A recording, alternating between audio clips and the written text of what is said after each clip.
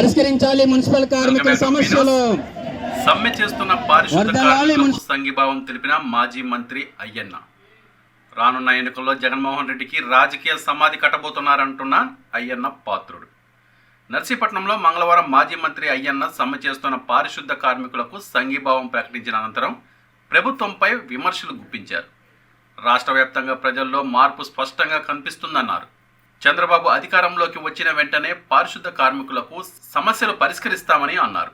ఈ జగన్మోహన్ రెడ్డి ప్రభుత్వంలో అన్ని వర్గాల వారిని దోచుకుంటున్నారని, విశాఖలో ప్రైవేటు ఆస్తుల్ని బలవంతంగా రాయించుకుంటున్నారని విమర్శించారు.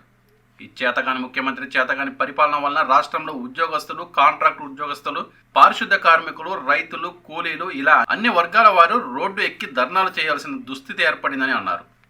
పాదయాత్రలో అందరికీ హామీలు ఇచ్చి నేడు మొండి చేయి చూపించడం దారుణమని అన్నారు. బ్రాందీ షాపుల్ని సైతం తాకట్టు పెట్టి రుణం తెచ్చిన గనుడు జగన్మోహన్ రెడ్డి అని ఎద్దేవా చేశారు. పారిశుద్ధ కార్మికుల న్యాయమైన డిమాండ్లను వెంటనే పరిష్కారం చేయాలంటూ డిమాండ్ చేశారు. అన్ని విధాలా వాళ్ళకి అండగా తోడుగా ఉంటానని తెలిపారు. ఈ కార్యక్రమంలో తెలుగుదేశం పార్టీ ముఖ్య నాయకులు, వార్డు కౌన్సిలర్లు తదితరులు పాల్గొన్నారు. వాళ్ళతో కూడా మాట్లాడుతాను నేను. ఇలా కాకుండా ఒక మంచి డిమాండ్స్, మీ అందరి పనికొచ్చి డిమాండ్స్ ఉద్యోగించుకొని రాష్ట్రవ్యాప్తంగా చేసుకుంటే రేపు ముఖ్యమంత్రి తెలుగుదేశం పార్టీ వస్తారు. దాంట్లో అనుమానులు చంద్రబాబు గారు గెలుస్తారు.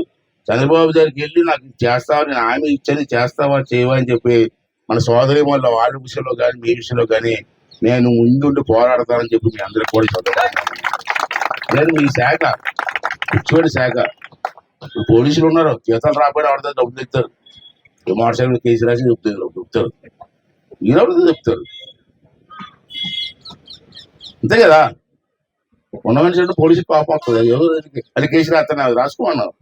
ఇప్పటికే 15-16 రాశారు, రాస్తాడు, అంతే కదా. పోలీసులు డబ్బులు లేదు, ఆవిడ ఇంట్లో పోవడం. నిరంతర వార్తా సమాచారం కోసం మా వి న్యూస్ ఛానల్ సబ్స్క్రైబ్ చేయండి.